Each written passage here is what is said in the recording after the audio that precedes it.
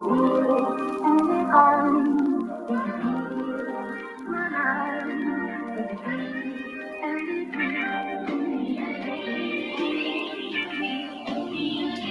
on this.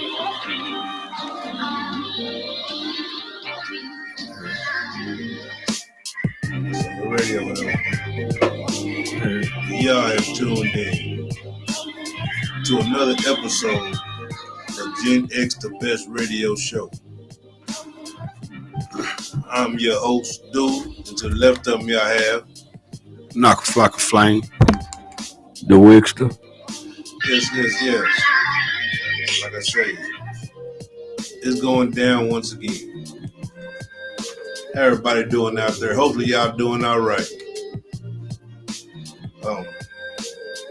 Gen X, the best radio show. Talk show. Radio show. We talk about shit and stuff we did and events that happened back in our era. We was growing up. We try to touch on subjects like from early 70s all the way up to the early 2000s. You know, and we do have a call-in line. 325-349-6342. That's 325-349-6342. If y'all want to touch on or talk about anything we discussing, feel free to give us a call. Y'all are more than welcome to tune in to anything we talking about. How y'all doing, fellas? Oh, it's good, man. Good to be out there snow, man. Yeah, man. It got real past couple of weeks. It got real out here, boy. I still don't think it's as bad as the last one. No, I don't know. It ain't coming near close. But it got real, though. I got caught up on all my sleep. My cleaning duties. No doubt. My closet is clean, my drawers is clean, everything. No doubt. Yeah. What were you doing when that snow was hitting, man? Nothing. In the house. I hibernated like a bear, like a watching Law and Order. Watching Law and Order. Yeah. Old ones, new ones. You just watching reruns. Yeah, I'm watching the old boy. Before the SBU. The Ice-T boys or was you watching SBU? Before the SBU. I'm talking the old. Yeah. When it first came out. Already. I was watching black movies, Out of Wild. Yeah. Yeah, all the old movies, man. Life. Friday. I did some binge watching myself. And baby was watching 911. Yeah. As we say, 9/11. Yeah. You get caught up, like you said, on them house duties, man. I still trip out how everybody went and bought up all that shit. Oh, man, the stores was packed for 4 days. And that was ridiculous. Say now, half the shit they bought gonna spoil like a motherfucker. Man, it hit us, 3-4 days? Right. 3 or 4 days. Then that was it. Friday. Was it Friday? Well, then it took a while for the ice to melt. I didn't go back to work till Wednesday. But still, though, you could still make it to the store if you had to. Oh, yeah. These motherfuckers went and bought up all the toilet paper. You know what I mean? All the groceries, all the eggs, all the meat. Yeah. You know what I mean? Goddamn. Eggs, milk was gone. People didn't know you could have went right to the Bronx and got this milk. Man, could have went anywhere, man. But think about it. Nah, it was everybody. But bro, what I'm telling you is, you're not gonna run through those 6 gallons of milk in 4 days. Man, come on. You know what I'm saying? That much milk. Well, boy, you got some kids now. You not buying kids, boy. Them kids run through a box of cereal like it. Box of cereal, but not no 6 gallons of milk. Wasn't no milk. You ain't gonna run through no 7 packs of toilet paper in no 4 days. Well, you should have already had that anyway. Yeah. Well, you got a bunch of girls. Yeah. Here you is. That's why the house gonna stay packed with the toilet. Now I can see napkins and shit like that. A woman gonna keep some toilet paper. Yeah, exactly. But she ain't gonna run through no 6-12 packs. She ain't gonna have to go get none. Bro. I'm saying she ain't gonna have to go get none because it's already gonna be packed. Now that shit they did was ridiculous. They act like shit. We was in goddamn me in Utah or some shit. Yeah, man, motherfucker was crazy, bro. Yeah. That shit was funny though. It was funny as hell. Kid folks, Jimmy James, what's good with you? Hey, what's up, bro? Mr. Shep? What's up, man? Rice. What's up, my people? Oh, Robert B. What's good, people? What's going on? Appreciate y'all tuning in. Yes, sir. Man, I guess we'll get on into the topic since, man, it was a pretty epic fight this past weekend, man. That damn Shakur Stevenson, man, he beat up Teofimo. He should have. He beat him up. He should have. You know what I mean? He didn't drop him. It wasn't no miraculous knockouts or anything, but he beat him up. I bet you would have knocked. He should have. I bet you wish he would have knocked him out. Well, Teofimo ain't no punk, and I didn't think Shakur was gonna knock him out. Shakur ain't got like knockout power to knock somebody like Teofimo out, but he beat him up. He beat him up. Yeah, well, I'd rather him. He threw way more. I would rather him just go and knock me out in the first round and take a beating for that long. But if he can't, though, I mean, he can't. If he can't, you can't. You know, you remember Muhammad Ali fought that dude that was calling him out his name. You know, and he said he didn't. They said they was mad at Muhammad Ali because they said he could have knocked him out, but Muhammad Ali just beat him up. Yeah. So I'm just gonna make you suffer. But you know, that's worse. Huh? That's worse. That's worse. That's right. And he beat him up. Teofimo fought a good fight, but he didn't have enough. He couldn't do nothing with him. No, that boy he couldn't do nothing. Well, they say he the best defensive sound boxer in the game. Yeah. You know, he couldn't do nothing with him, and the fight went how I pretty much knew it would go. I didn't think he'd knock Teofimo out, but I knew he was gonna beat him up. You know, so we're gonna touch on the old school boxing. Yeah. It was cold back in my era when I was young. We're going to talk about the marvelous Marvin Hagler. Yeah. We're going to go back and to that fight, too. We need to touch up on something on that fight. Which fight you talking about? The one we was just talking about. Okay, what you got to touch up on? Did you see the pregame? Yeah. Did you see what old boy was saying? Yeah. That's why he got his ass beat like he did. Well, I think regardless, he should have got his ass whooped. He's gonna get his ass whooped anyway. Hell, I knew whenever they first said it, man, he fighting when he called him out. If you've been watching and keeping up, he been ducking Teofimo. I mean, Teofimo been ducking. Right. He been ducking him. And I think the only reason why he fought him was because Crawford called him out in the middle of the ring after he beat Canelo. Right. He called him out. He had to do something. You know what I mean? It was a pride thing. You know what I mean? Right. He had to. I think that if Crawford would have never called him out like that, he probably still would have fought. But you see, most fighters, you know, they watch film on other fighters with know they gonna get them trouble. You know, that's what what's the Canelo used to do. He used to look at them fighters like, hey man, I can't really mess with that cat. So, but see, I think Teofimo knew he couldn't. He knew. So that's why he been ducking. He knew he couldn't mess. So why would you say all that stuff to hype him up to whoop your ass before the fight? He's selling tickets. He was saying a lot of prejudice. Hey, that's what I'm telling dude. Hey, you know about the monkey and banana. He's been doing fights like that. That boy selling tickets. Man, a lot of that shit is show like a motherfucker. Man, they sell tickets. Oh yeah. All that shit they be doing, man. If you watch, he got his ass watch them, they selling tickets, man. You can sell tickets, but you gonna sell tickets to get your ass whooped. They do that to sell tickets before they can get. That's the whole point. He still got paid. He got that tore up, but he got paid like a motherfucker. That's the thing. The more ticket sales, the more they amp this fight up, but the bigger it's gonna be. He made himself get tore up like shit though by doing that. But I mean, he was gonna get himself tore up regardless. Whether he didn't say nothing or he talked on cash in the motherfucker, he was gonna get tore up. That joker looked like Martin when Thomas Horner whooped his ass. Remember all them knots on his head? Yeah, and that's exactly how he looked. Shakur barely looked scared. He looked like he wasn't touched. But yeah, man, a lot of that shit, man, they be amping them fights up. You right, folks. He just said, Jimmy James said, T.O. got beat like Hearns did Mark. Yeah. That's the way he looked after that fight. Yeah, see, a lot of that shit, just like we're gonna get off into them old school boxers, they talked a little shit too, but it wasn't like it is now. It's more of a hype. They got their own hype man now. You know what I mean? Which is they sell. They their own hype man. Yeah. They hype them. That's kind of like y'all remember when Conor McGregor fought Mayweather. Everybody in the world knew that Mayweather was gonna whoop Conor McGregor ass. But not some of them. No, listen to me. Yeah, they did. They knew it. They knew it. They knew it. But you had them Conor McGregor fans. He keep amping them up, talking shit, talking big shit, they talking cash shit each other. After the fight, they party each other all night long at Mayweather's club. I'm telling you, that be game, man. They be selling them tickets, man. They be trying to get that money up.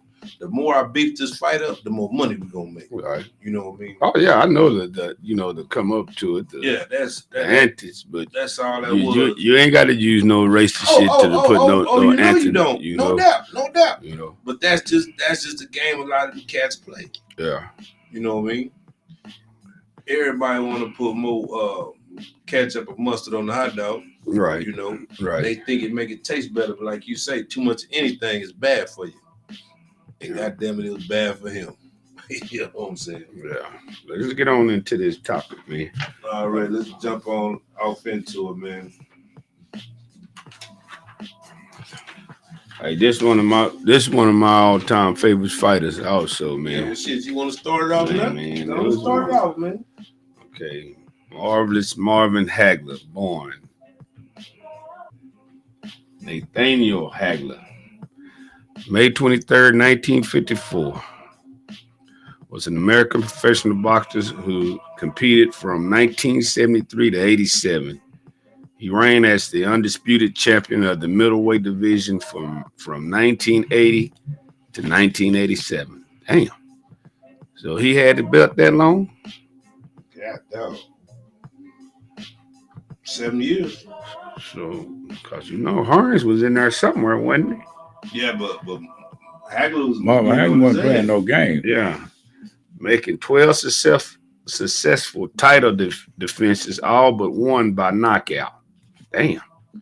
Hagler also holds the highest knockout percentage of all undisputed middleweight champions at 78%.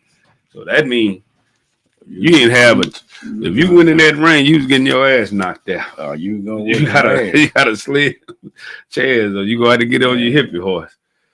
Yeah, so it's undisputed middleweight champion reign for 6 years and 7 months is the second longest active reign of a 20th century. He holds the record for the sixth longest reign as champion in middleweight history, nicknamed the Marv.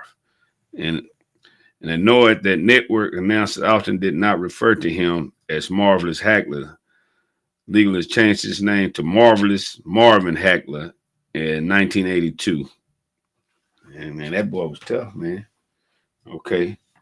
Hagler was inducted into the International Hall of Fame and the World Boxing Hall of Fame. He was twice named Fighter of the Year by the Ring magazine and the Boxing Writers Association of America, as well as a Fighter of the Decade 1980s by Boxing Illustrated magazine.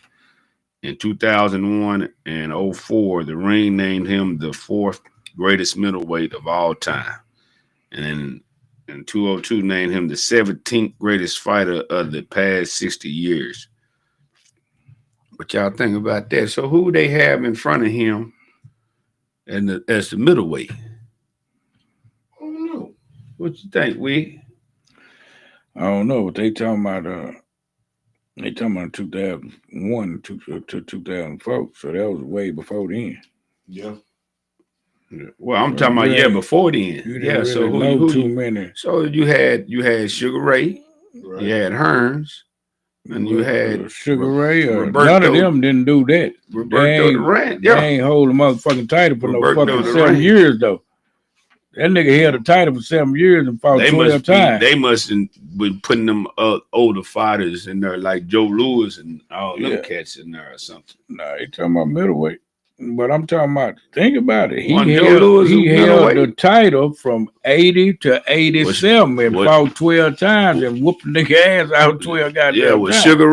Sugar Ray Robinson and Joe Louis, was they? Yeah, they was undefeated.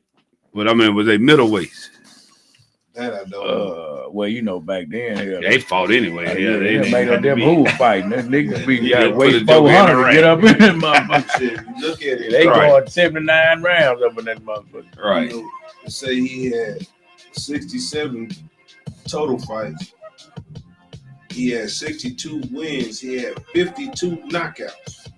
God damn. 3 losses and 2 draws.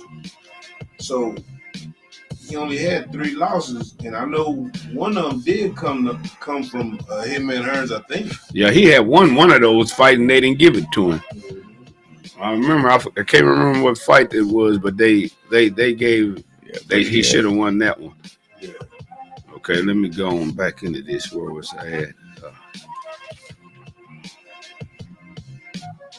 Okay, the International Boxing Research Organization raised Hagler as the 6th greatest middleweight of all time, while BoxRec raised him the 29th boxer of all time, pound for pound. Many analysts and boxing writers consider Hagler to have one of the most durable chins in boxing history, having been knocked down only once during his entire professional career. Damn. They say knocked down. Yeah, they say knocked out. Wow. That nigga chin, he wasn't bushing though. The long knockout scored by Ron Rodin of Argentina was, and they say that was debatable. He might have slipped and tripped.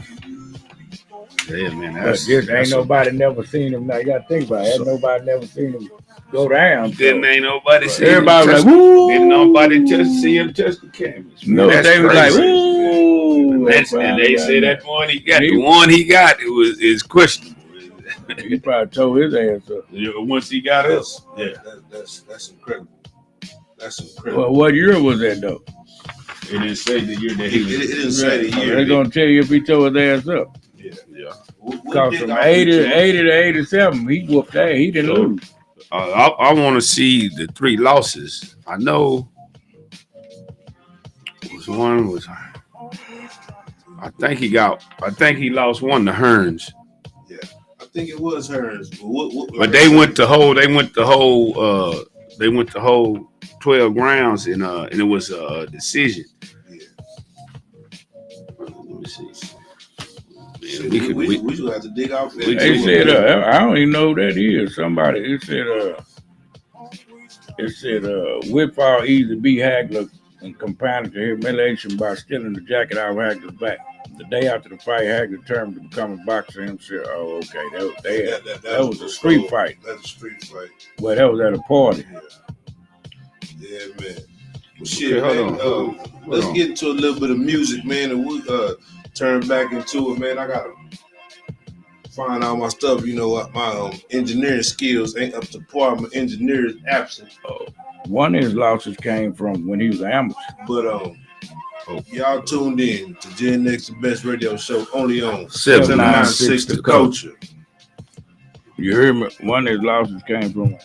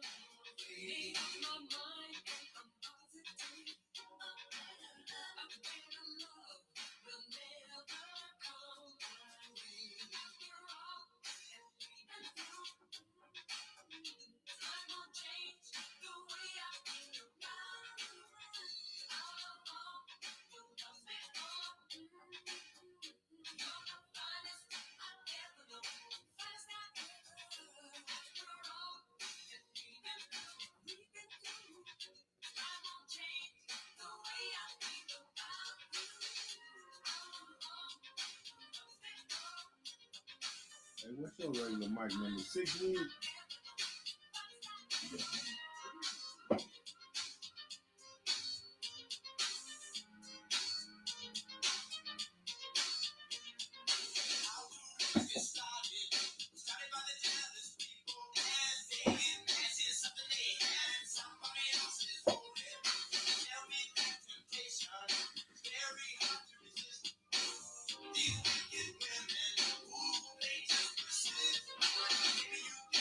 You back on the page, bro? Everybody chime in there, boy.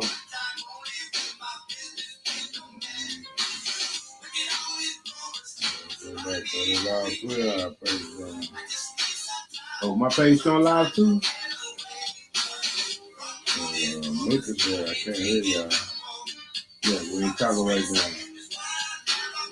I got the mics down. No, shit, I'm doing shit.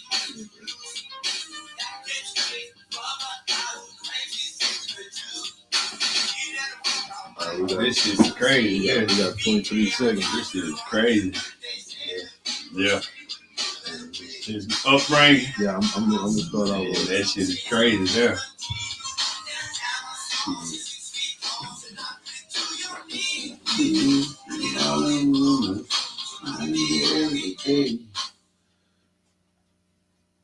Alright, y'all, we're gonna go back into it.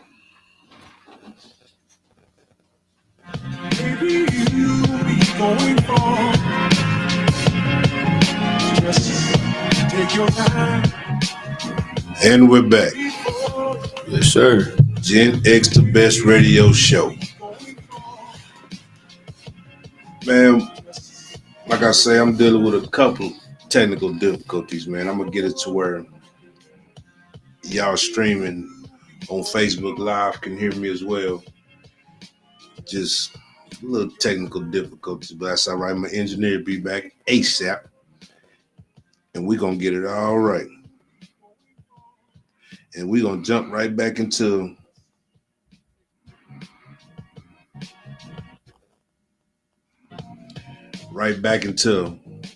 our topic. And as y'all just tuning in, we talking about the great, marvelous Marvin Hagler. Man, to some, one of us not the greatest. What was he, middleweight? Yeah, middleweight. Middleweight fighter it was. Yeah, middleweight. That boy done fought the best, beat the best. Hell, he was one of the best. And we're going to dig off to his early life and family and education. So Hagler was the first child of Robert Smith and Ida Mae Hagler, born on May 23rd in 1954. His birth year publicly came to light in 1982 when he had the state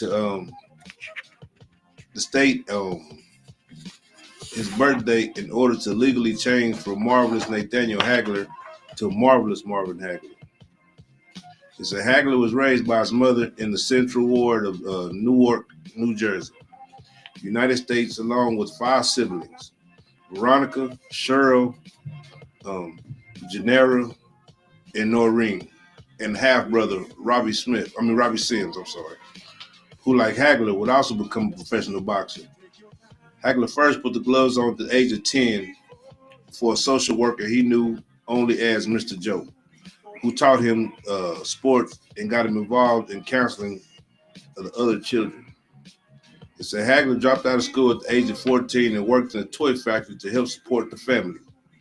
Ida may recall her eldest son had always wanted to box and promised one day to buy her a home. Growing up, Hagler would pretend to be Floyd Patterson and Emil Griffith. Boy, those boxers right there too, boy. Floyd Patterson wasn't playing no game. Yeah, that joker was fast. I mean, both of his hands was deadly. Yeah. Fast. Ambidextrous. He beat you with either one of them. Oh my goodness. Okay, it says following the riots in 1967, in which 26 people were killed and 11 million in property damage was caused, including destruction of Hagler's tenement. His family moved to Brockton, Massachusetts. Hagler said that looking down the streets at the looters almost was watching ants on a picnic table. Automated described the riots as really terrifying, and nobody left the Hagler's apartments for 3 days. The family lay under Veronica's bed during this time, with a pair of bullets smashing through the bedroom window and shattering the plaster above the bed. Hagler and his siblings were forbidden from standing up to Ida Mae, who told her children to stay away from the windows. So the family crawled about the 5-bedroom apartment, siblings around the around the cushions to reach the bathroom and the kitchen. Once the riots were over, the nearby neighborhoods were mostly in ruin, and many cars had been stripped for parts. It says, after another riot nearly 2 years later, Hagler and his family got out of Newark and moved to Brockton, Massachusetts. That's crazy. Yeah. Doing that riot. So it made them stay under the bed. For 3 days. They used to hide with cushions. Yeah. Back and forth. That was crazy. Man. Wow. And then they stayed in the small house. It wasn't a 5-bedroom, it was a 5-room. That's what I said, 5-room, yeah. Yeah. They just had like a kitchen, bathroom. He said he looked down the street, said it was like some ants. Man, boy, you know, just think how many people was out there, boy. Yeah, like ants on the picnic table. Man. Running around snatching stuff. Well, I know that was scary. Oh, man. Look outside and just, you know, and they out there just fucking shit up, and they shooting, burning up shit, shooting, strip, man. Back he said they didn't leave the apartment for 3 days. They crawling around on the floor. Man, 67 when it was real. Yeah, oh yeah, cutthroat shit out there, especially up in that way. Oh yeah, California, all them other places, Boston, all that old stuff like that. Yeah, man. All right, his amateur career in 1969, Hagler began boxing after being in a street fight with a local boxer called Darnell Wigfall. They say Wigfall cussed Hagler at a party and took him outside, whom he later defeated twice on official fights. It said with his friends watching, and Wigfall easily beat Hagler and compounded the humiliation by stealing the jacket off Hagler's back. To the day of the fight, Hagler determined to become a boxer himself. He first entered Vicion's gym. It's where known to him, Darnell Wigfall trained. But after 1 week of watching and of nobody speaking to him, Hagler decided to leave for good. He walked into a gym owned by brothers Pat and Goody Petronelli. It said, then became his trainers and managers. As Hagler needed to be 16 in order to enter some amateur tournaments, he lied about his age, saying he was born in 52 instead of 54.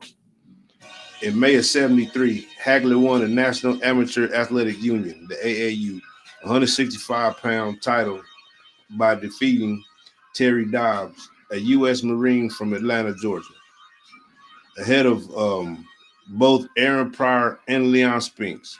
Officials also voted him in the outstanding boxer of the tournament. It said Hagler subsequently turned professional, finishing an amateur career with a 55-1 record. Ooh. Boy was tough, man.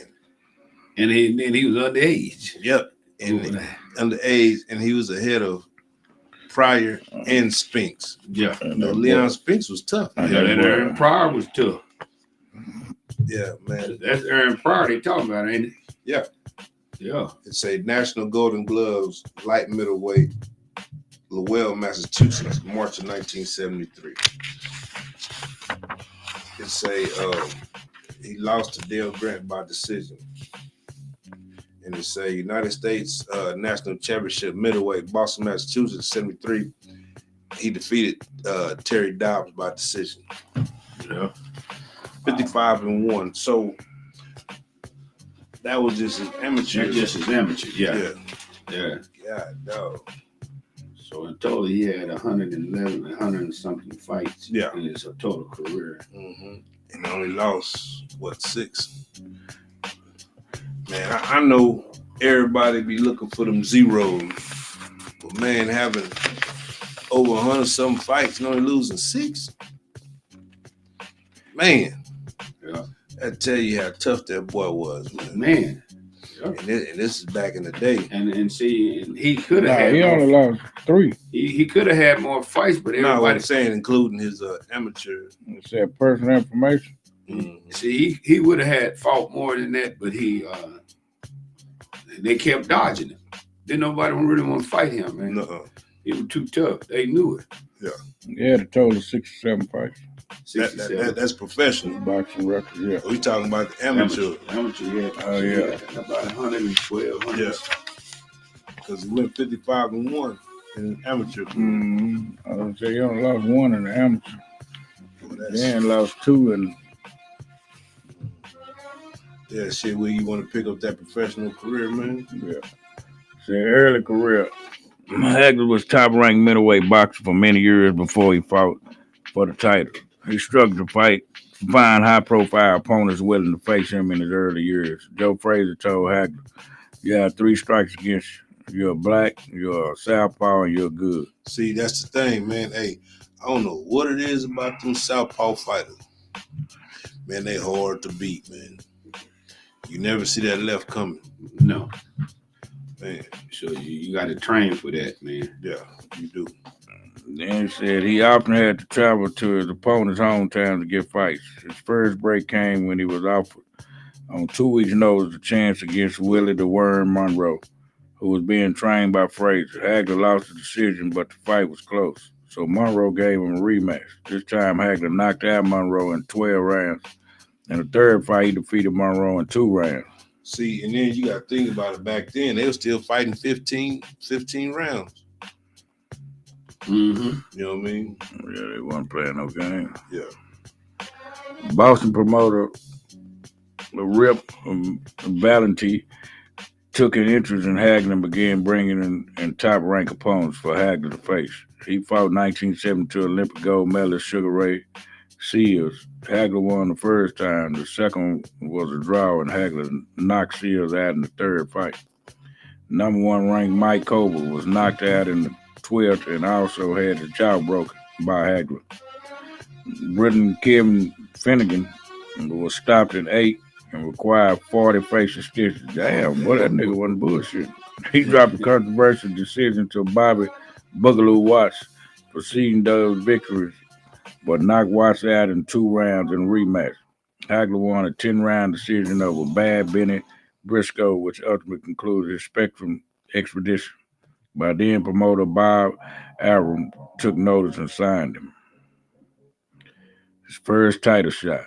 In November 1979, Hagler fought world middleweight champion Vito Antuofermo at Caesars Palace in Las Vegas, Nevada. When the fight was over after 15 rounds, most ringside observers thought that Hagler had won, even though Antuofermo had been closing the gap in the second half of the fight. Hagler claimed that referee Mills Lang told him he had won, but Lang later denied ever saying that. Hagler also noted that he and many others at ringside were surprised when the fight decision was announced as a draw. Judge Dwayne Ford scored the fight in Hagler's favor, 145 to 141. However, Judge Darby Shirley scored the bout for Antuofermo, 144 to 142, while Judge Hal Miller scored the fight even, 143 to 143. This fight result only added to Hagler's frustration as Antuofermo retained his title with the draw. Hagler had the boxing skills and killer instinct to knock his opponent out, but instead he played it safe, as Antuofermo closed the gap late in the fight, and that late surge cost Hagler the title. See, man, they tore his ass up. That's what they did. Yeah, they got him. They got him. But you know how they say, and even back then, you got to beat the champ. Yeah, you got to knock him out. Usually back then in boxing, they want you to knock him. You got to beat him. Yeah, you can knock him down. You can knock him down, but you don't knock him out. They might. Yeah, like you said, he was trying to play conservative. I don't know why. Yeah, me neither. Shoot, man. Me neither. That shit crazy as hell. You know, when you got to smash. You got to smash. Exactly. Shit, man. Especially in the title fight, a championship fight. Yeah. Ain't no cruising. Ain't no cruising, man. Ain't no cruising. No cruising whatsoever. Right. Well, shit, let's get to a little bit of music, man. Y'all tuned in to Gen X Best Radio Show, only on 796 The Culture.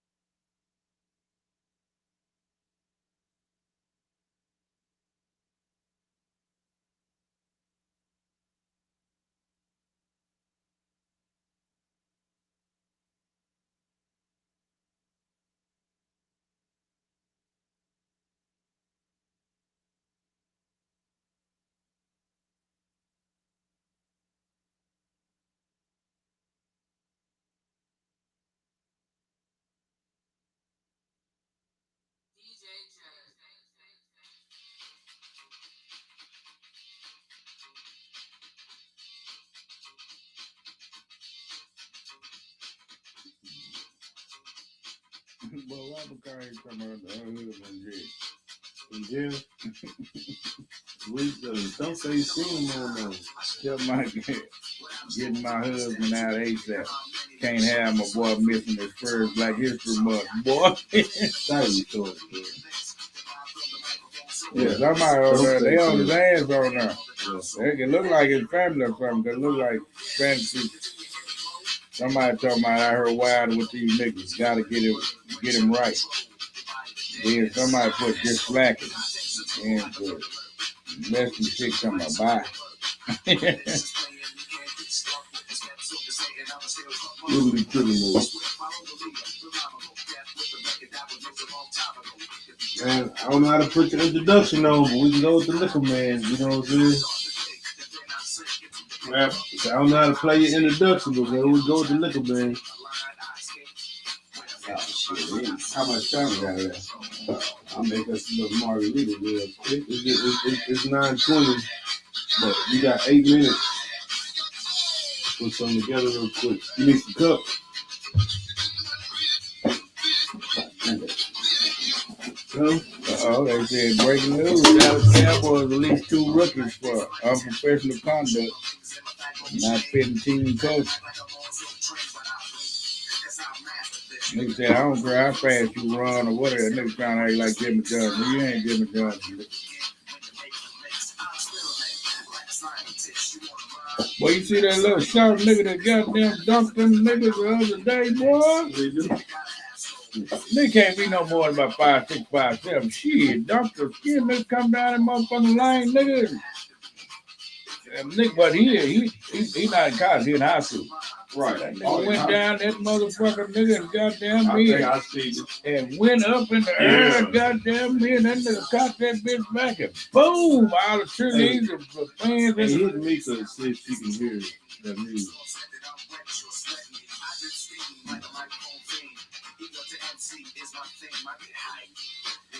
Earlier, I was talking to one of my workers.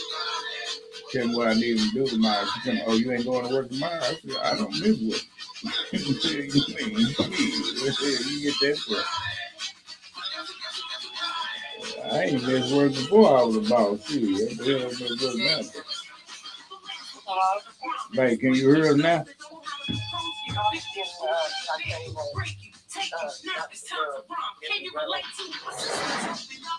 He getting them. What come on?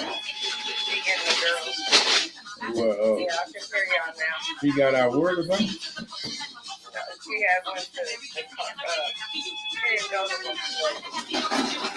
Oh, she had something to do early. You trying to get him around too, right?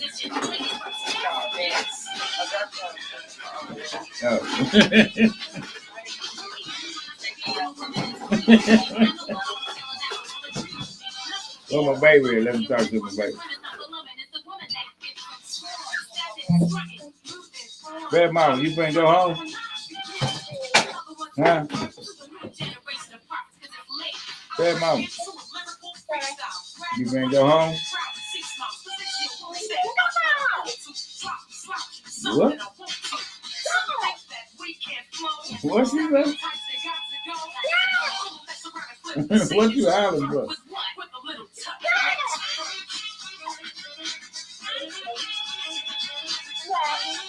You finna go home, Pat? What?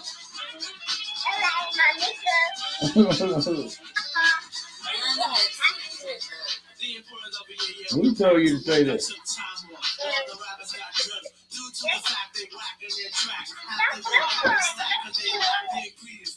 Boy, you over there tripping. Hey, after she hear the music though. Hey, can you hear the music now?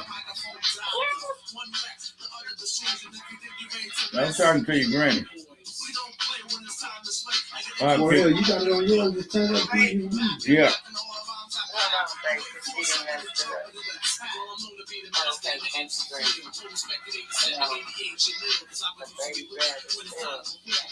No, kind of she talking about what's up, my nigga. Yeah, go to your live so you can hear it.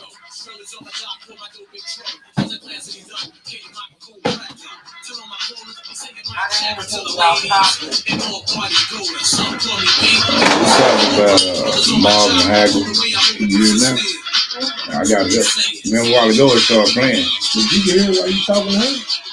Yeah. I got it up on my phone. Can't hear it. I know what I'm saying. You can't be saying she can hear us talking like that. Yeah, earlier. Hey, can you hear it? Hey, go on there and see, can you hear the music, Mama? Yes, I can hear y'all now. I wonder why mine ain't doing. Because you talking to us. Yeah, come on.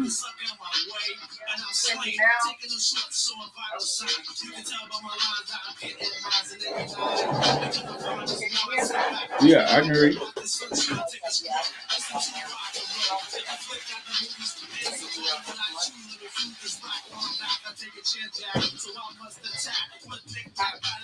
Yeah, what about? I can't hear you. Yeah. Okay, you can hear the music though, then. Oh, okay. All right. I'm gonna get back with you in a minute.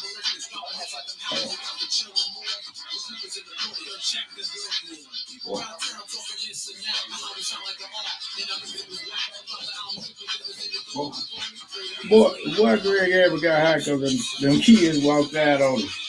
That's why that nigga talking about average responding students walk out in Texas. About time students like this were arrested. Man, you can't arrest no goddamn. I don't know what the fuck y'all got that from, man. So they walk out because they embarrassed their ass. Yeah, because you know all them schools been walking out because of ICE. Yeah. All the schools in Texas been walking out. Boy, you should have seen the police. Boy, the police that came up on them kids, man. Motherfuckers, you know them Mexicans ain't playing no games. They don't give a damn. They go to bed. Yeah, I'm talking about you can hear them roasting the skin out loud. Get your bitch ass out of moving. Oh, they was talking to ICE. They was running them jokers down the street. But that nigga, they like weird as motherfucker.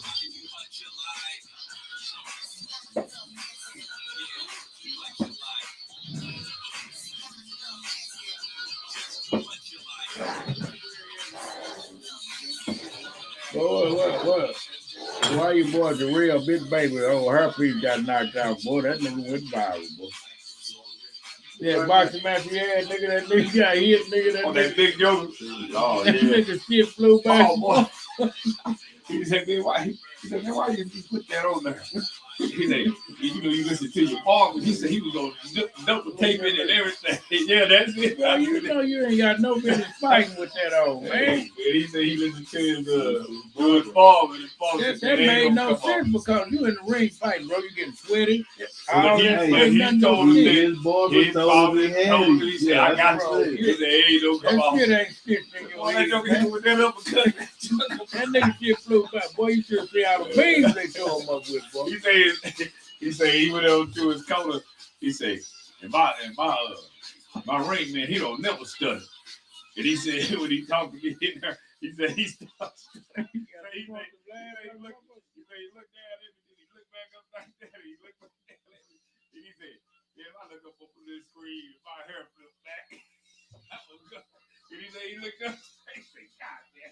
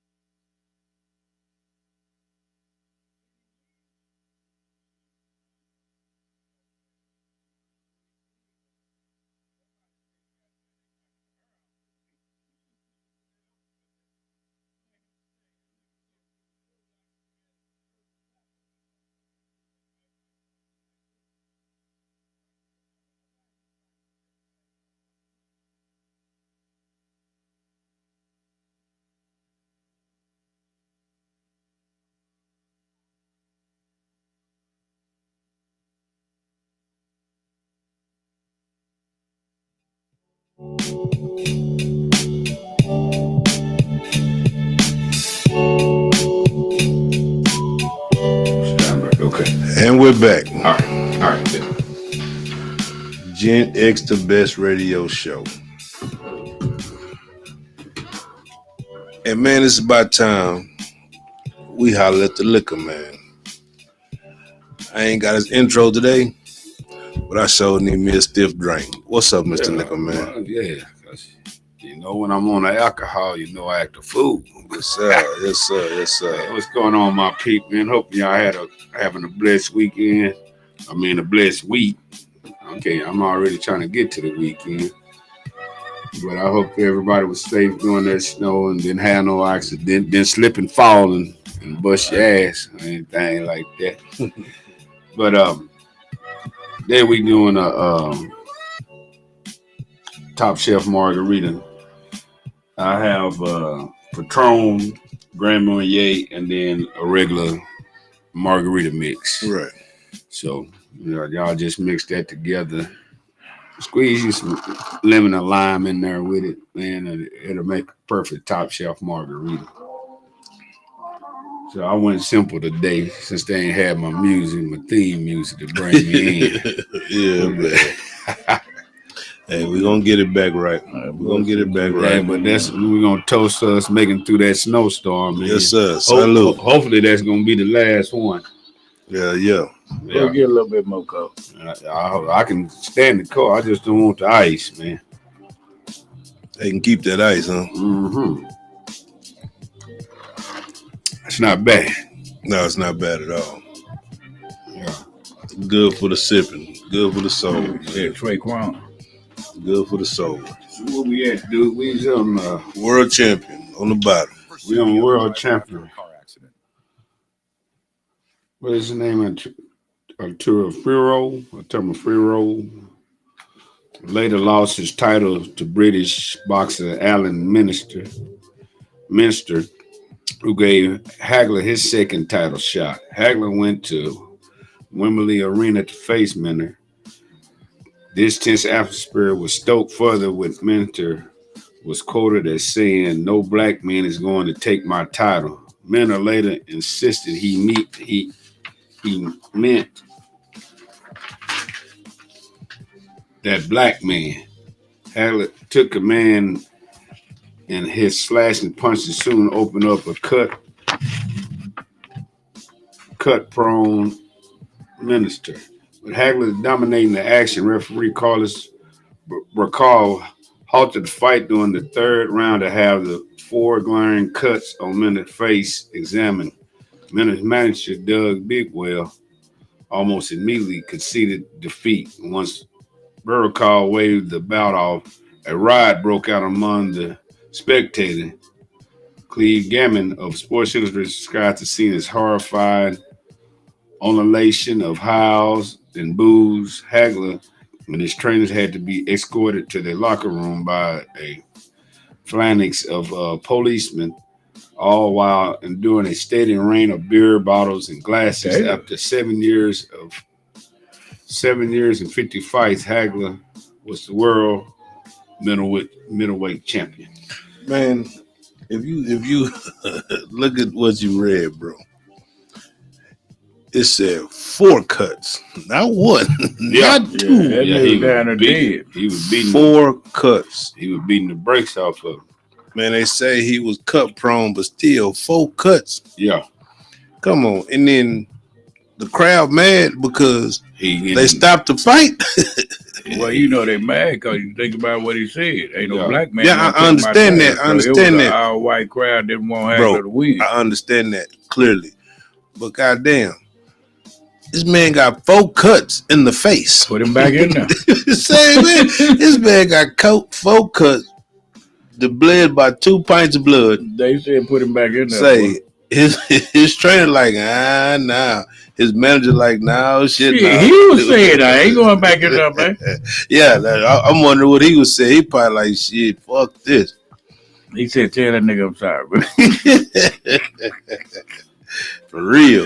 Yeah. Man, you know, we watch fights. You know, we don't watch a fight. You know, they go to the cut man and the medical staff after one good cut. Right. Man, you know them cuts right above the eye, around the eyelid, man, the eyebrow area. You get a good cut, they gonna hate. Let me look at that. Well, man, this man had 4. So if he didn't cut him over both eyes and he bleeding in both eyes. You can't see nothing. He probably had cuts above both eyes and under. Mm-hmm. Probably cheekbone. They cut around them cheekbones too. Right up. Man, that boy got his ass tore up. Mm-hmm. That nigga said, he told the dude, he said, I ain't going back in there. He mad. Yeah. Said, tell him I'm sorry, man. I He said, it is said to have 4 glaring cuts on the face. So that means that they was very visible. He down there had gashes. They whooping the hell. And that's what they was, gashes. Gashes. Exactly what they was. Seeing them, the audio was like, get back in there. Get back in there, man. It was like, hell no. Yeah, they were like, throw the towel. That's why they were like, well, if you don't fight, we don't fight. Man, I'm telling you, boy. Yeah, that's right. Yeah. That's what they did too. Shit, they throwing beer bottles and everything. They mad as motherfucker. But now you see why they took the bottles out of any sports event. Better. Any sports events now. You know, I'm talking about football, any sport. They took they don't sell it. It's strictly cans now. Better. Yeah. But if nigga hit you in the head with a can ain't open, boy, it's still gonna tell you ain't something, boy. But it used to be bottles though. Yeah. At all events. Yeah, niggas started getting clocked too tough, boy. But yeah, all they start throwing It's bottles. like you at a football game and you just throw that boy way up there. You just throw that boy way down there, man. You just pretty sure a bunch of people doing that. Wide open. Watch this, folks. Yeah. That's what they was doing. Oh! Exactly. That's what they was doing. That nigga just go to whooping anybody. Man. Okay, where we go from there? Say Hagler proved a busy world champion. He defeated future world champion Fulgencio of Venezuela by a knockout in 8 rounds, and then former world champion Tenferio in his rematch by TKO in 4 rounds. Both matches were fought at the Boston Garden near Hagler's hometown, endearing him to Boston fight fans. Syrian-born Mustafa Hamsho, who later defeated 3-division world champion Wilfred Benitez. Wilfred Benitez was a bad joke. Mm-hmm. Yeah. He was southpaw too. Yeah. Older kid. Future world champs Bobby Size, because Hagler's next challenger putting up a lot of resistance before finally succumbing in 11 tough rounds. Michigan fighter William Caveman Lee lasted only 1 round in a rematch in Italy. What is that, man? That's Abla Beehive. Abla Beehive lasted 5 rounds. British champion. So, and then Mutual Alimentation conquered Tony Simpson, followed Hagler's ever-growing list of unsuccessful challenges. Simpson provided one of the most entertaining to this point fights of Marvin Hagler's career, but ultimately fell short, lasting 6 rounds. Next came Wilfred Scipion, who only lasted 4 rounds. By then, Hagler was a staple on HBO, one of the first premier cable and TV channels. See, that's when I remember. That's when they first started having the fights on HBO. Yeah, that's when I remember. That next one, that's when you really remember. Hagler versus Duran. Yeah, but but that was a HBO. Yeah, fight. He running through him. Nobody. That was Robert Duran was the first one who went to the district with it. Yeah, they say that one. Yeah. Went 11 rounds till he finally succumbed. That wasn't the distance. They said that was one of the most entertainment fights because all of them was being cut. He was doing I don't know why they said that though. He was pulling out one of them Mike Tyson's. Yeah. First round, second round, fourth round. Went in there. He won by decision. Yeah. Say a fight against Roberto Duran followed in November 10th, 1983. Duran was the first challenger to last the distance with Hagler in the World Championship bout. Duran was the WBA light middleweight champion and went up in weight to challenge Hagler's middleweight crown. Hagler won a unanimous 15-round decision. Although after 13 rounds, Duran was ahead by 1 point on 2 scorecards and even on the third. It's a Hagler with his left eye swollen and cut came on strong in the last 2 rounds to win the fight. Judge Guy Jutras scored the fight 144 to 142. Judge Ovi Overson scored it 144 to 143. Judge Yusaku Yoshida, scored it 146 to 145. But Duran was tough, man. Like a motherfucker. Duran was tough, especially back in them early years. Yeah, that's the hands of stone. Yeah. That motherfucker was scared of motherfuckers' ass up. Yeah, that's the hands of stone. He wasn't no slouch. But you had a lot of good you had a slew of middleweights. Yeah. That was the bulk of everything. Yeah. Light middleweight. Mm-hmm. You know what I mean? That's where it was at.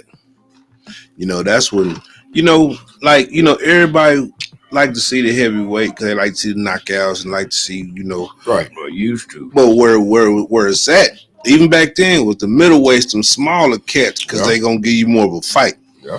That's kind of like fighting pits. Them real fighting pits, they skinny in the motherfucker, small, quick, fast. Just like them boxers. Yeah.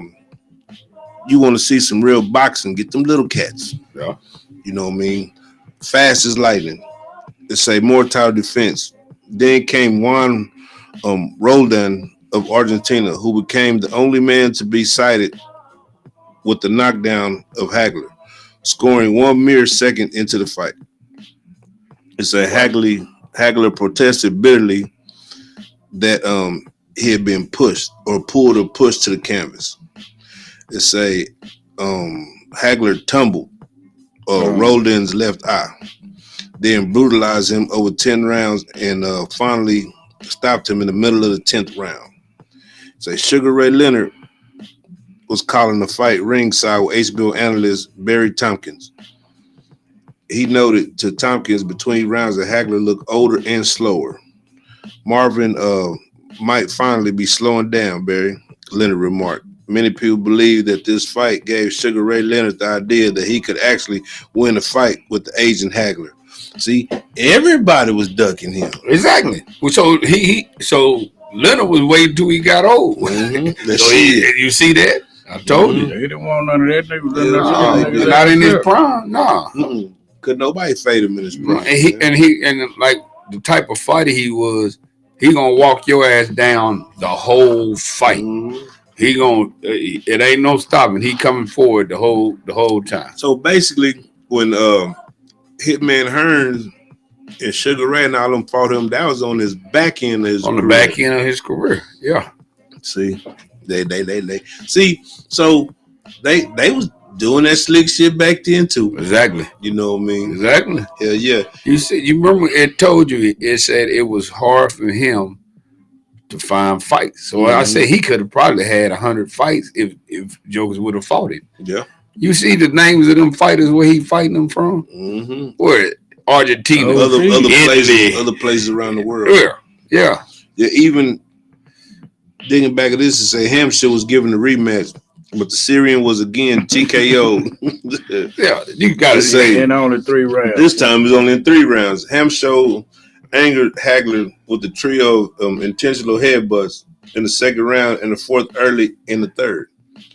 It said Golden, the normally patient and cautious Hagler, into a full-out attack that left him show fucked off. I guess it was so. It's a battered and defenseless in a matter of seconds. Man, crazy. And guess who else did that? That one that just made Hagler just fight him. They say it's the best first round fight. That was him and Hagler. Him and Hearns. And him and Hearns, I mean, yeah. We as next is say after conquering Hampshire again, Hagler met Thomas Hearns on April 15th, 85. It say it was billed as the fight. It became known as the war, which people say that was the best first round fight ever. Yeah, still to this day. Round 1, 3 minutes of violence. 3 minutes of violence. Within the first 15 seconds, it says Hearns landed his best punch, a straight right onto Hagler's chin. It said the champion stepped back, then came forward. At this point, Hagler began to walk through Hearns' power punches. So he's just walking him down. Yeah, walking him down. Yeah. Say round 2, Hagler was cut on his head from an unintentional elbow or a headbutt. It says despite the blood, the champion continued to push forward and fight. It say Hearns was fighting hurt as well, having suffered a broken right hand in the last minute of the first round. Damn. So one day he can't keep him off of him. Right. It say the pace continued as before, but now Hearns was backing up, trying to move around the ring. Hearns trainer Emmanuel Stewart later revealed Hearns had a leg massage, much to Stewart's dismay before the fight. Hearns' legs by the end of the day were weak, so this nigga got a leg massage before the fight. Well, I didn't probably cramping up, but no, it said he had a leg massage. It say so. It say Stewart's dismay, so he didn't want him to do it, but he got a leg massage. So now, but this is before the fight, right? So it say so by the end of the round, his legs were weakening. Wobbly. You know what I mean? Wobbly. Man, you know what it feel like how you get that massage. Well, a deep tissue. You know massage. What I mean? It almost shit, that's like you relax your leg. Right, but then the next day you be soring them up on that motherfucking massage. You know what I mean? But man, but I'm saying you trying to fight him with a broken hand and you can't throw no more power punches to keep him off of you. But shit, you can't stop the fight. You got to keep on going because he broke it in the first round. He munching him down. But now you can't. Like I said, you can't keep him off of you. You ain't got nothing to throw down. God damn, man! But that happens more often than anything. Yeah. Hell, they say Roach broke his hand when he fought Pitbull. It was another one that broke his hand. It's a couple of them. You know what I mean? Yeah, Hearns broke his hand in the first round. Yeah, it say round 3, the pace slowed until referee Richard Steele called a timeout to have ringside doctor examine the cut on Hagler's head. It said the crowd was on his feet the next 10 seconds. Before the doctors allowed the fight to continue, Hagler charged a much taller Hearns. It said drilling in the overhand right behind Hearns' ear. Hearns' legs wobbled and Hagler was on him quickly. It said Hearns toppled to the canvas. then rose at the count of 8, but collapsed into referee Steele's arms. The fight then was halted. So the fight lasted only 8 minutes and 1 second, but it was regarded as a classic. Commentator Al Michaels uttered the famous line, "It didn't go very far, but it was beautiful." The fight was named the Fight of the Year by the Ring. So you gotta how many rounds they go? 15 rounds? 12? 8. No. I'm talking about how much was it scheduled for? Yeah, 9 times 10, 15. Yeah, back so you then, got you back in the 80s. You got you a 15 round fight. 85. A 15 round fight within 3 rounds. But when he hit him in the back of that herb boy, that tore him up. Yeah. So that's what they really saying. So you got all the action within 8 minutes. 8 minutes. The first round, that's when they wasn't bullshit. Right. They had 3 minutes of violence. Yeah. 3 minutes of violence. And they say arguably that's the best first round of any fight ever. They still saying it. Still within the first 15 seconds, Hearns landed the best punch. So boy, that's crazy. Yeah. That's crazy. We're gonna jump down. We're gonna talk about Hagler versus Leonard. You know, of course, his next challenger was gold medalist John Mugabe of Uganda. You know, he was 26-0 with 26 knockouts. God damn. 26-0 with 26 knockouts. Nigga didn't knock out everybody. Man. Hagler tore his ass up, I bet. It said he was ranked the number 1 contender by all 3 major bodies. So the fight took place on March the 10th in 86. As Hagler hurt his back and could not fight the first date that was booked in 85. It say Hagler stopped Mugabe in the 11th round with a brutal fight. It say many ringside observers, including analyst Jill Clancy, noticed that Hagler was showing signs of advanced ring wear and age. So he getting older. You know what I mean? He was much slower of a hand and foot, seemed much easier to hit. It said he had also completely morphed the ring style into a form of a slick, quick fixed boxer, punches to a strictly flat-footed stalking slugger to compensate for his loss of speed and reflexes. It said Hagler was now said to be seriously considering retirement. So he was on the back end, you know what I mean? And he said the promoter, Bob Abrams, was quoted as saying he was expecting him to retire and face being challenged by Sugar Ray Leonard. But shit, as y'all know, he didn't run from that. No. He did not run from that. Yeah. And I can't even remember, did Sugar Ray beat him? I don't think he did. I think the second time they had like a draw or well, Leonard had all those special conditions on the fight. Yeah. Yeah. He had a whole bunch of special conditions. With Hagler's style, he was taking a lot of punishment, man, because he was towards the back end, like no, but even through the front end, because he was a straightforward fighter. Yeah. He gonna walk you down, he gonna take punches, but he gonna take them, but you gonna eat some. Mm-hmm. So he'll take a punch just to because even oh shit, we gotta call him.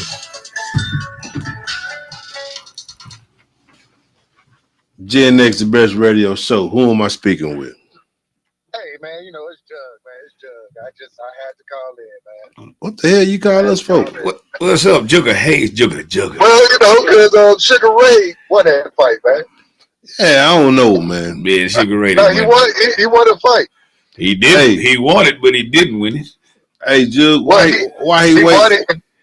Say, I'm like on Coming to America. He was 6-7 years old when he fought that fight. That's because Sugar Ray had all those stipulations in the fight. He went from 10-ounce gloves to 8-ounce gloves. See how Sugar Ray beat him? He was stealing the last few seconds of each round. Fighting real, throwing them punches, them rapid punches. Yeah. And that's how he was stealing them rounds. And Hagler got mad, and after that, I think that's when he just quit boxing after that. Yeah. But then think about it though, Jug. Leonard used strategy. Yeah. He waited until he got old. He waited till he started slowing down and jumping there with him. Well, see, because Leonard, remember, he was up in age too. That's the reason why, and he was rusty. He hadn't fought for 3 years. Sugar Ray Leonard hadn't fought for 3 years when he fought him. Right. So he was in there rusty, so he used strategy. And like you said, I mean, like the last 15 seconds of each round, do them that's when he told. Yeah. But if he'd have fought Hagler a few years prior, Hagler would have dropped his ass too. Yeah, I believe it. I believe Hagler would have beat him, man. Yeah. Just like, but I would say that Hagler and Hearns fight, man. I feel like if Hearns would never broke his hand, yeah, they would have went 15 rounds. Yeah, they would. And you know what? I don't know about that, Jude. Yeah, but see, what you call it had the reach to keep him off of him. If he could have kept his hand, his right hand when it got broke, that was the best fighter I think that could have took him down. Yeah, he probably could have took him, but you only rise to the occasion of your opponent. Yeah. You know what I mean? He didn't fight. He fought, but he seen the weakness because he wasn't shooting that punch no more. So he fighting. But if Hearns would have never broke his hand, that would have been a hell of a fight. I don't know if it would have made 15. One of them would have fell before them because they was fighting hard than the motherfucker. If they would have knocked each other out, that'd have been some real Rocky shit. You know what I mean? That'd been wonderful. That'd been wonderful to see. Because what they tell you, if they push you, you push back a little harder. You know what I mean? Right. Yeah, because shit, if these niggas running slow, I ain't got to run that fast to beat them. You know what I mean? But that tells you the chin and the physicality of Hagler though. The punches he was taking, because Hitman, if you get hit with Hitman's that power punch, you was going to sleep. Yeah, but you hit him. Yeah, you going to sleep. He broke his hand, so he had to hit him hard. The motherfucker. You remember Hagler's record? He had about 67 fights, and professional, damn near 60 of them was knockouts. Yeah, I think Marvelous Marvin Hagler, I think he had 67 professional fights. He had 57 knockouts. 57 knockouts. Yeah. See, Hagler, he was the people's champ. Yeah, he was. He was the working class champ, I would say. Yeah. And Sugar Ray, he was the pretty much, the pretty boy champ, I would say. Yeah, he coming in suits. He was an Oscar De La Hoya before Oscar De La Hoya. Yeah. Right. Yeah, man. Yeah, man. Those were battles, man. I still watch it to this day. Mm-hmm. Yeah, man. Mm-hmm. Yeah, man. You gotta kind of put a little foil on your coat hanger and angle it a certain way. You can get all them fights, huh?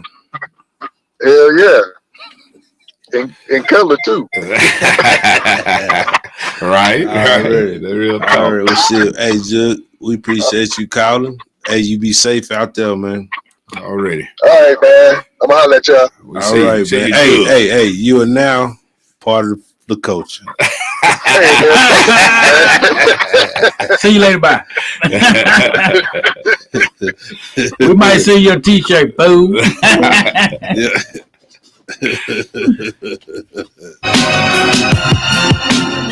Alrighty, to y'all that don't know, that was my engineer, DJ Jug. We appreciate you calling, man.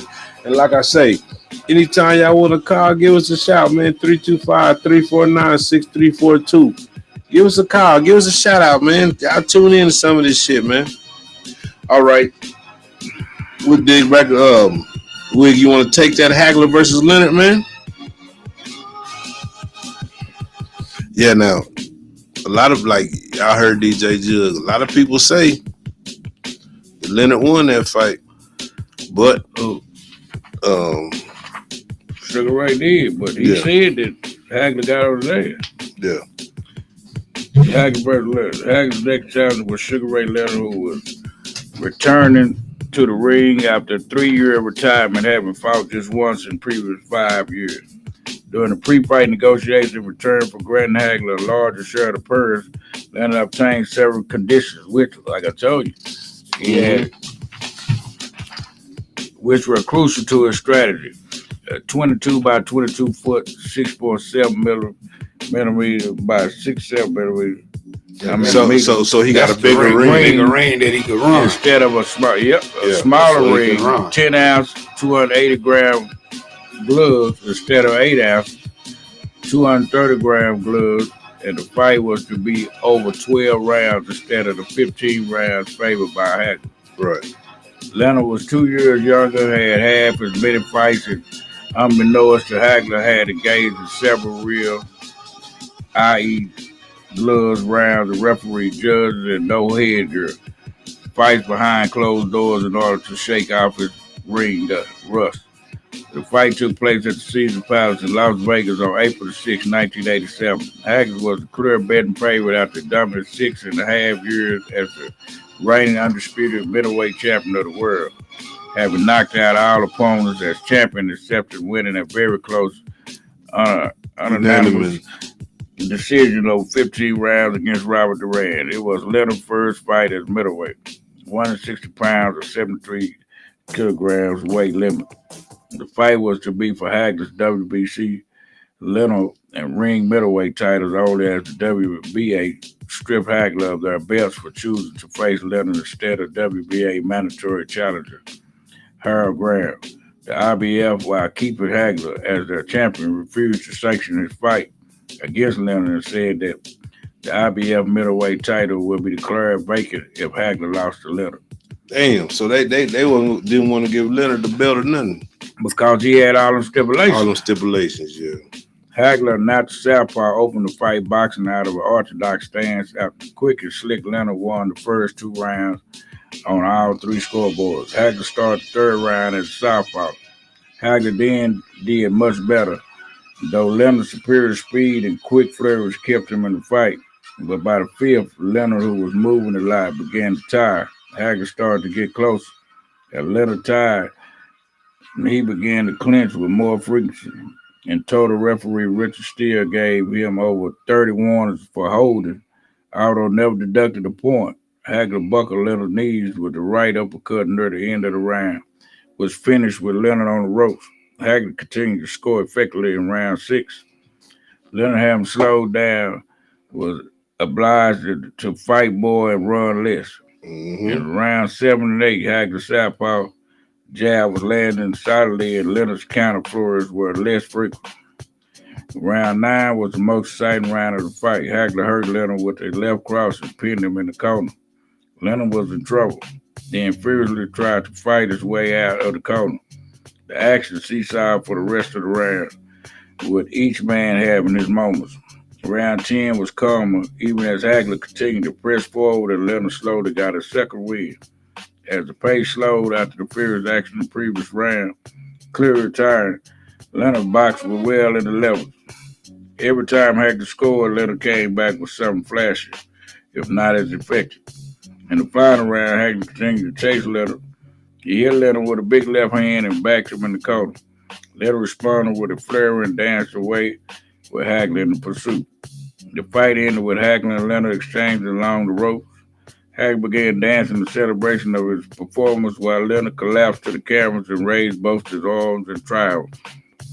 Leonard threw 629 punches and landed 306, while Hagler threw 792 and landed 291. See, so basically, Leonard ran from him. Yeah, he was moving. He ran from him. He got the bigger ring, the heavier gloves, and I'm going to run from him. Yeah. Exactly. And then he just go like, and that's when he would do that. That's why they told him. He hit him real fast at the end of the last 10 seconds and jet off. That's why they told him if he win, he ain't going to get no belt. Yeah. Mm-hmm. Hagler later said that as the fight embraced in the ring after the fight, Leonard said to him, "You beat me, man." Hagler said after the fight. He said, "I beat him and I was so happy." Leonard denied making the statement and said he only told Hagler, "You are a great champion." HBO cameras and microphones supported Hagler's version of the event. See, so he said he beat him. He said Leonard was announced as the winner, new middleweight champion of the world by split decision, 118 to 110, 115 to 113, 113 to 115, result which remain highly disputed to this day. The Hagler versus Letter fight divides fans, pundits, press, and ringside observer argue more than any other fight in boxing history, with scorecards varying and widely as 117, 111 Hagler to 118, 110 Leonard. And everything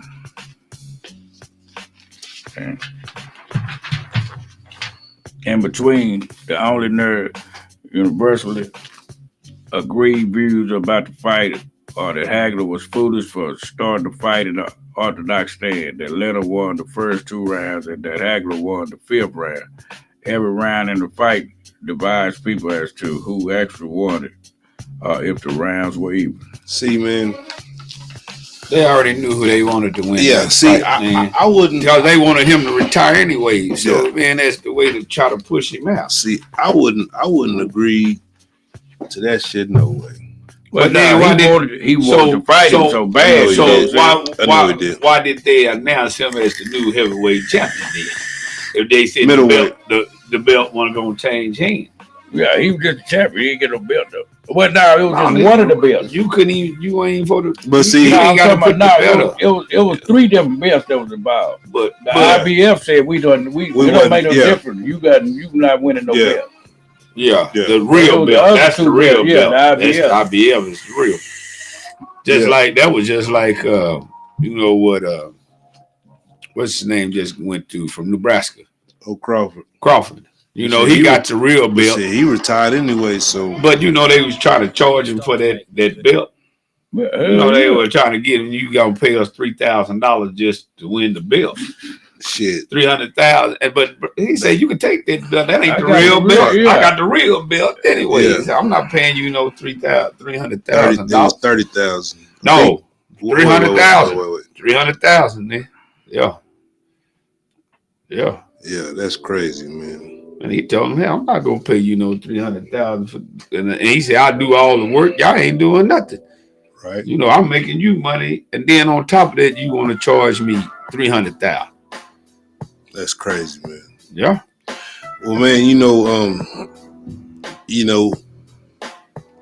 controversy what makes it. After all them stipulations and all the shit he put into play, it kind of make him look weak. But and they still do that to this day. Canelo, if you let him, he'll do that shit too. Yeah. He wants a smaller ring. Yep. You can't run from him. You don't want no drug testing. Yeah, none of that shit. You don't want to get drug tested, nothing before the fight. Shit. But see, I didn't know. Wide open. See, I didn't know Sugar Ray Leonard did all that shit. I was fairly young back then. I didn't know he did all that shit. You got to think about it. He was sitting up there saying shit. He getting old. Yeah. Mm-hmm. He so when during the 3 years he was out of fighting, that's what he was doing. He was commentating. Mm-hmm. Watching all the fighters. Well, you said something earlier. Not they watch film. These fighters, they watch these fighters. Right. He been watching them. They say I can't deal with him. He not as quick as he used to be. He getting heavy on his feet. He getting flat footed. He went from a boxer to almost a brawler. Now, let me get this bigger ring so I can run from him. Right. Try to tire him out. Let me get these bigger gloves to tire him out. Yeah. I'm gonna box my way. But the plan still almost failed. It should have failed. It did. Basically, the plan failed. You know what I mean? For him to say you whooped me, it didn't go too good. And they said that they got recordings from the ring to say, hey, he did say. Right. You know what I mean? Yeah, well, like I say, back then, you think these boxers doing something now. It's a couple of them getting down, but back then they went to war.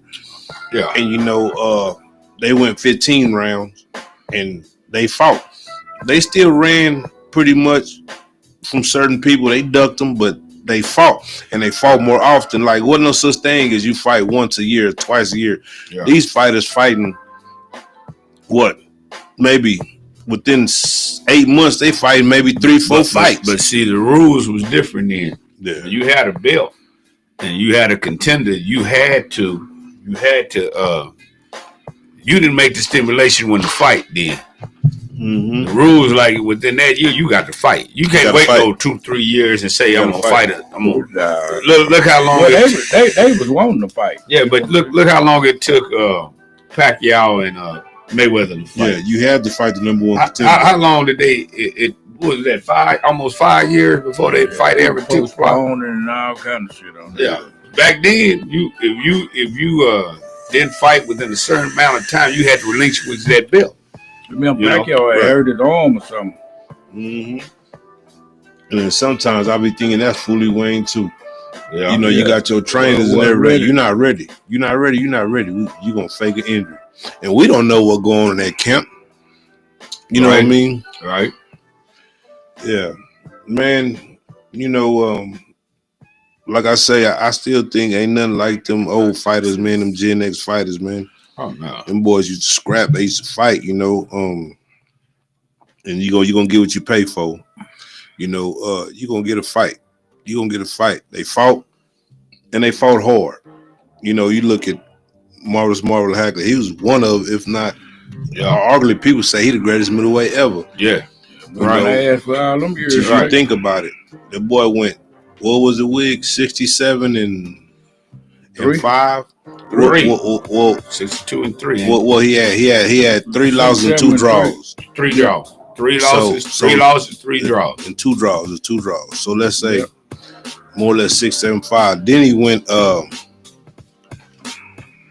his amateur career. He went 55 and 1. Yeah, 2 draws. Yeah. Right. So just think about it. In his professional career alone, this is not saying his amateur, his professional career alone, he had 67 fights and he had 57 knockouts. 52 knockouts. 52 knockouts? Okay, yeah, 52 knockouts. I'm sorry. 52 knockouts, he man. Went from 80 to 87. So look at it like this. You go 55 plus 67. What is that?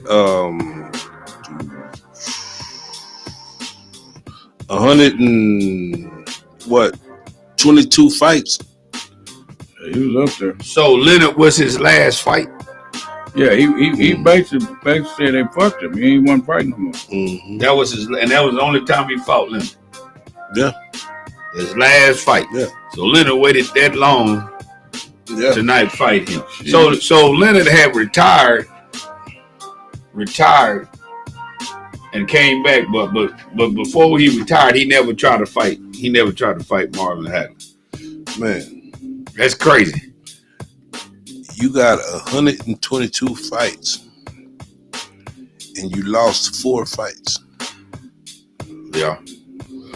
And I don't think nobody ever just knocked him out. I think that was all about decision. They said that. He only got knocked down one time. And they said that was controversial. That was a slip. He beat the brakes off the nigga that knocked him down. Yeah. And just think about it. Even the ones that beat him by decision, or even the ones that he won by decision, the rematch, he just dogged their ass. Yeah. Knocked them all out. Yeah.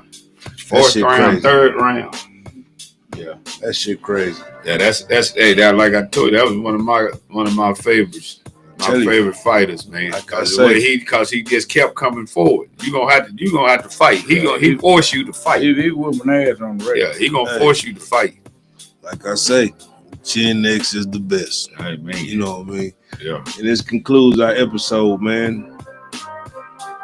Much shout out to everybody that tuned in. Shout out to my baby B. I know she tuned in. What's up, sis? All of them that tuned in. Who we had? Jimmy James. Who else tuned in? Mr. Shepwood. Yes, sir. Yes, sir. Yes. None of the goddamn Sister Mika. Hey, sis, I appreciate y'all tuning in. And all y'all that's tuning in, I appreciate y'all. Man, and like I say, this Gen X the best, man. We 796 the culture, man. Y'all tune in, man. We play music 24/7. We got shows all week long. Even when we're not streaming on the book or nothing, man, y'all tune in, man. Y'all can either go on iHeartRadio, look up 796 the culture, or hell, y'all can just Google 796 the culture. Y'all find us, man. We do this every Tuesday night from 8 to 10, man. Me, that goddamn wig, that knock a flock of flame, aka the Liquor Man. Liquor Man. That goddamn DJ Jug. When his ass ain't cutting grass, he'll be here. Man, y'all tune in. And like I said, we got a call-in number. That's 325-349-6342. Man, y'all call us. Y'all welcome to tune in on any conversation we talking about, man. Yeah, love to hear from y'all. Yes, sir. Yes, sir. Anybody else? Y'all got anything? Hey, man, y'all just stay blessed and have a blessed weekend. And like always, love everybody. For sure. Already. We're going to tune out to a little bit of sky. music. Yes, sir. Till next time. Much love, peace, and respect, people. Real talk.